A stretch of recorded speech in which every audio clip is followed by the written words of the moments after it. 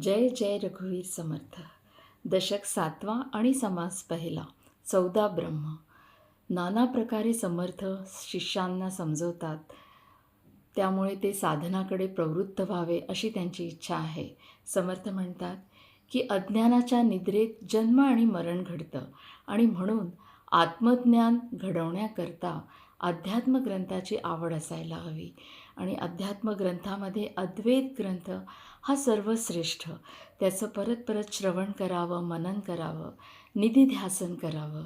समर्थ म्हणतात, ज्या प्रकारे आंधळ्याला दृश्य दिसत नाही, मुके मुक्याच्याच खुणा ओळखतात, त्याचप्रमाणे स्वानुभवीच्या खुणा ओळखतो. आणि स्वानुभव होण्याकरता चित्ताला एकाग्र करणं आवश्यक आहे.